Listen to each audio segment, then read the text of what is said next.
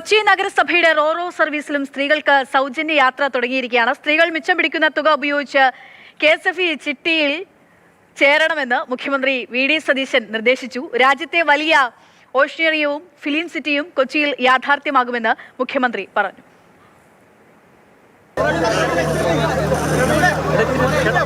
Fort Kochi Vypin ദ്വീപുകൾക്കിടയിൽ മൂന്നാമത്തെ റോറോയാണ് സേതു സാഗർ 3. പഴയ റോറോകൾക്ക് അറ്റകുറ്റപ്പണി ആവശ്യമായി വരുമ്പോൾ ഇനി സർവീസ് മുടക്കാതെ പകരം സേതു സാഗർ 3 ചാലിലുണ്ടാകും.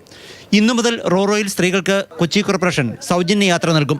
ഓഷ്യനേറിയവും ഫിലിം സിറ്റിയും വൻകിട കുടിവെള്ള പദ്ധതിയും ഉൾപ്പെടെ വലിയ വികസന പദ്ധതികൾ കൊച്ചിക്കുണ്ടാകുമെന്ന് മുഖ്യമന്ത്രി ചടങ്ങിൽ ഉറപ്പു നൽകി.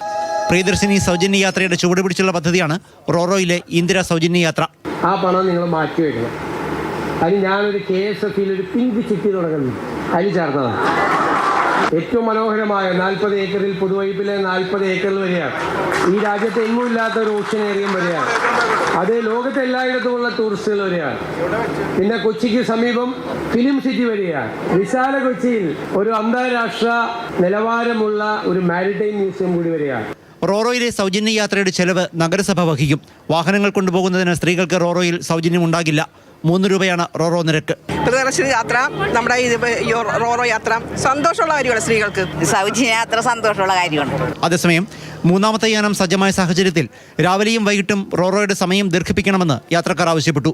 കൊച്ചി കപ്പൽശാലയാണ് പുതിയ റോറോ നിർമ്മിച്ചത്. 14 ലോറികളും 12 കാറുകളും 50 യാത്രക്കാരെയും വഹിക്കാൻ ശേഷിയുള്ളതാണ് സേതു സാഗർ 3. മാതൃഭൂമി ന്യൂസ്, കൊച്ചി.